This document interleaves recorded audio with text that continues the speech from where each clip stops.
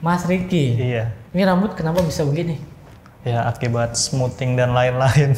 Dan lain-lain itu apa? Diwarnain, Warna, dicatok catok. dia sendiri. Di dalamnya itu ikal. Ya memang ciri khas kalau smoothing, perm segala macam gini. Jadi rambut tumbuh baru itu akan tetap kembali ke natural. Masalahnya kalau kena obat kimia kayak smoothingan segala macam yang tidak profesional itu akan bikin rambutnya tuh rusak. Damage-nya itu kayak agak susah untuk kembali semula gitu ya. Kalian bisa lihat nggak nih? Ini basah nih, cuman rambutnya tuh kayak pada pisah nih, pada pecah.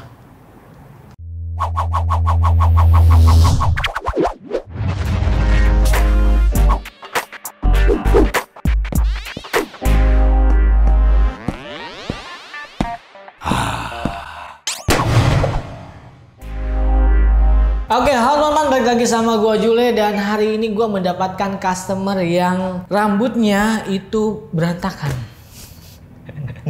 Jadi dengan Mas siapa? Riki. Mas Riki. Iya, Ini rambut kenapa bisa begini? ya akibat smoothing dan lain-lain. Dan lain-lain itu apa? Diwarnain, Warna, dicatok dia sendiri. Ya, Dicatok tuh buat apa kebutuhannya? buat gaya-gayaan. Gaya-gayaan pengen lurus, gitu, Iya, pengen naik gitu ya. Iya. Oke, terus apa lagi? Intinya sih itu aja sih, dicatok sama Oke, diwarna. catok, warna. Ya, dan perawatannya apa? Perawatannya sih Dulu. Oh, dulu malah nggak ada perawatan sama sekali, cuma sekedar sampo aja. Itu dia masalahnya. Malah terkadang nggak ada sampo pakai sabun. Pakai sabun? Sabun batang. Jadi kalau kita mandi nih nggak ada sampo, ya Iya, kesini sabun. udahlah tanggung. Sabun batang, pas disampoin jatuh, penyok. Pas udah ada rambutnya keras, kering.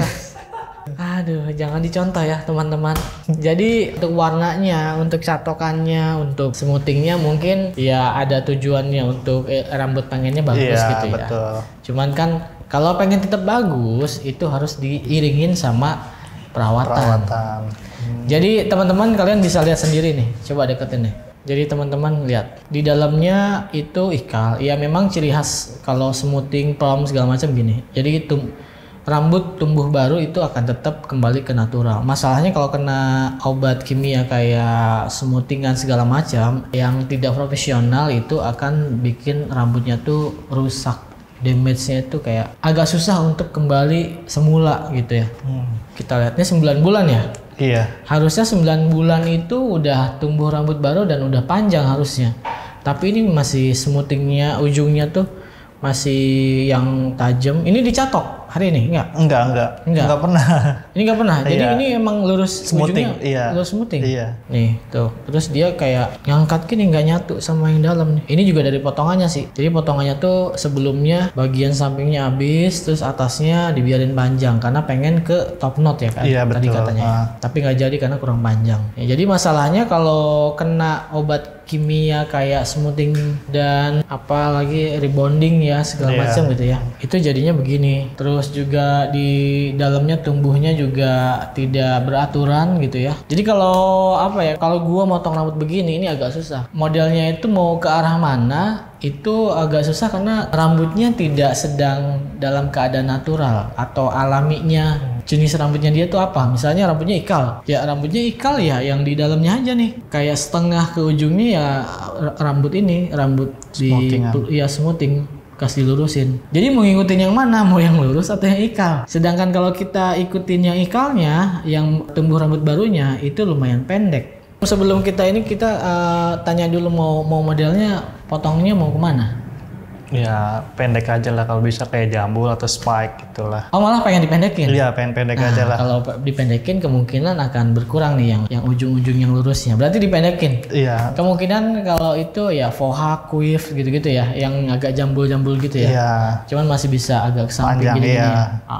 Kemungkinan masih bisa apa ya terlihat bagus karena kita dibuat pendek dulu sementara ini supaya yang ujungnya tuh hilang dulu ya. Iya, betul. Nanti tumbuh rambut yang baru dari dalamnya yang naturalnya habis itu dirawat supaya bagus tumbuh rambutnya dan naturalnya itu tetap kelihatan lagi nantinya. Untuk bagian sampingnya kayaknya nggak akan gua potong karena ini masih pendek, baru potong sekitar 3 minggu yang lalu 3 ya. minggu ya. Paling akan gua potong tuh bagian-bagian shape up-nya aja nih. belakang kuping, terus yang ya cambang dikit-dikit gitulah. Oke, langsung aja kita sekarang ke tahap potong rambut.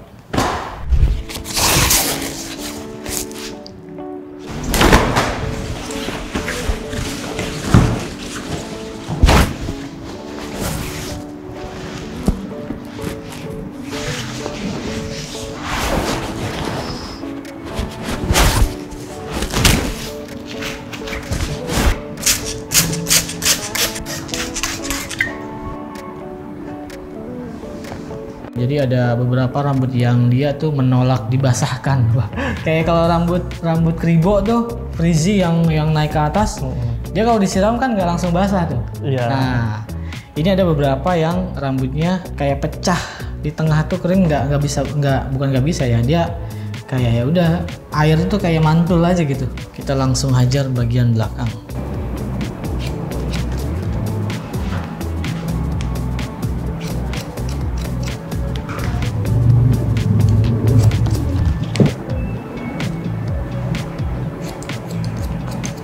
Tapi Mas, gue mau nanya nih. Iya. Lu nyesel nggak diwarnain di apa? Nyesel banget, Mas. Nyesel? Iya.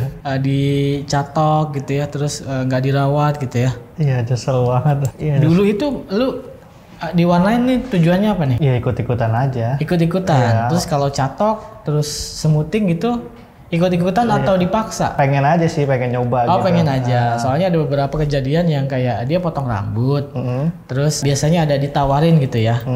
Lagi ada promo nih untuk lurus, mau nggak cobain? Akhirnya beberapa hari rambutnya rusak gitu ya. Tapi kalau lu ini apa namanya, pengen sendiri? Iya, pengen nyoba aja. Pengen nyoba aja.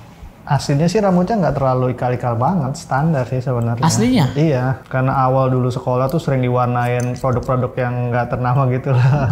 Ya kayak merek Laying atau apa gitu. Warnanya sendiri? Sendiri, pakai tangan sendiri. Nah itu juga masalahnya tuh. Sebenarnya smoothing, pewarnaan rambut itu kan memang merusak ya. Cuman kalau ditanganin sama yang profesional itu rusaknya tidak terlalu parah. Mereka menyarankan ada produk-produk yang harus dipakai di rumah. Kalau pewarnaan sih itu akan bahaya kalau kita pakai sendiri.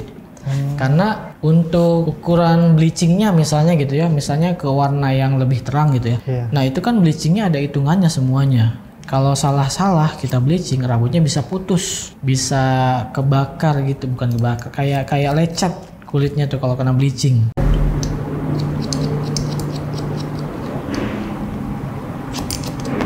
Kalian bisa lihat nggak nih? Ini basah nih, cuman rambutnya tuh kayak pada pisah nih, pada pecah.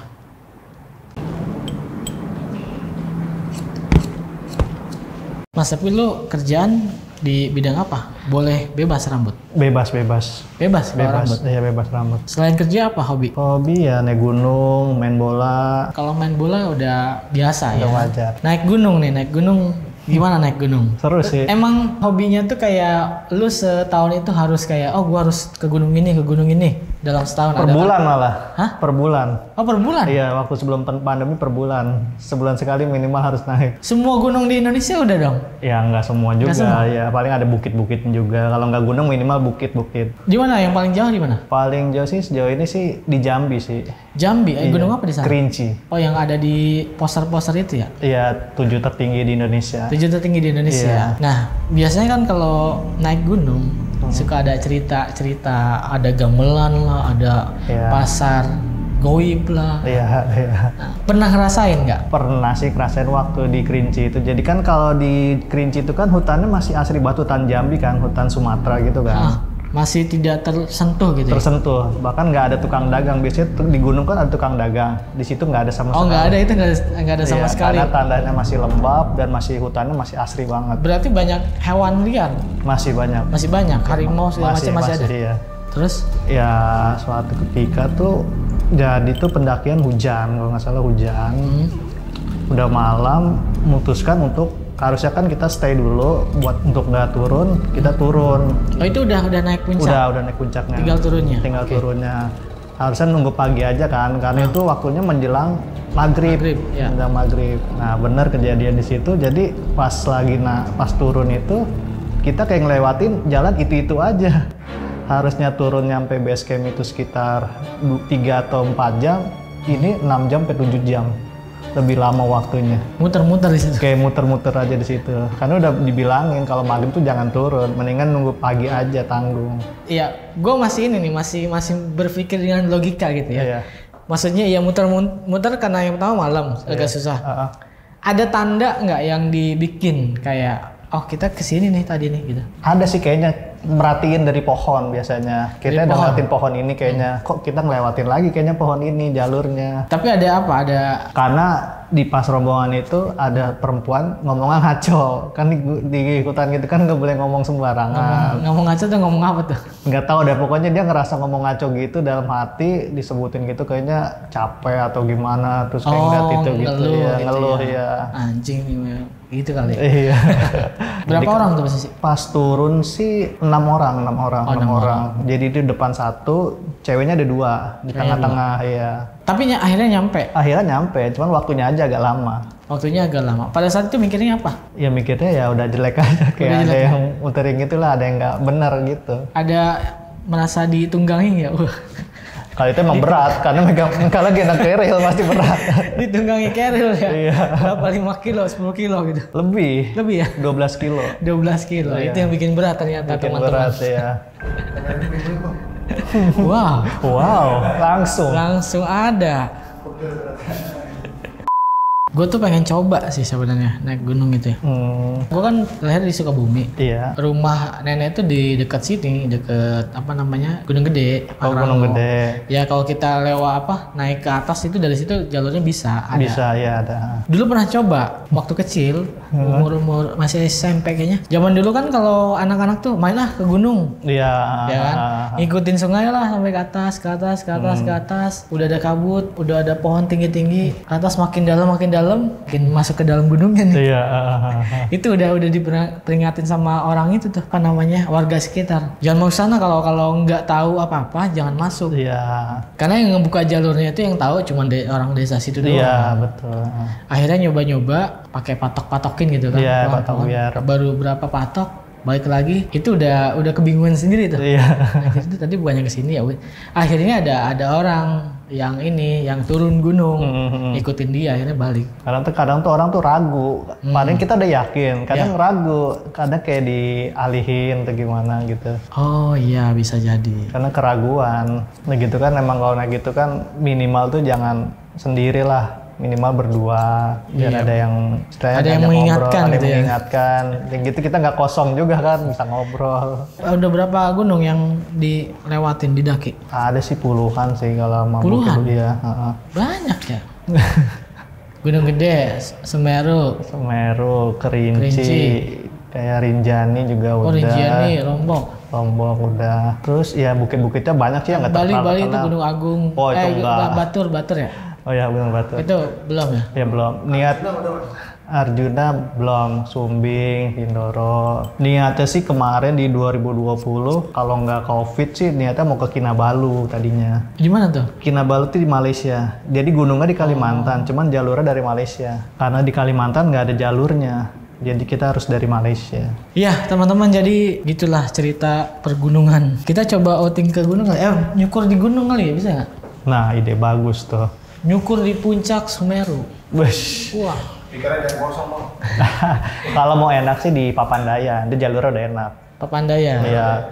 Cuman suhunya benar-benar dingin. Oh iya, kalau nyukur di atas boleh nggak sih? Kalau nyukur rambut di atas? Sampahnya penting kan? Iya, mana kena angin lagi susah. Mungkin formalitas aja kali ya, nyukur misalnya ada yang gondrong gitu ya. Kita potong ujungnya, seret di atas gunung gitu kan. Iya. Ya gitu. Di bawah. Kalau nggak di bawah? Di base camp. Sisanya nyukur. Di atas Simbolis doang di atas. Ya.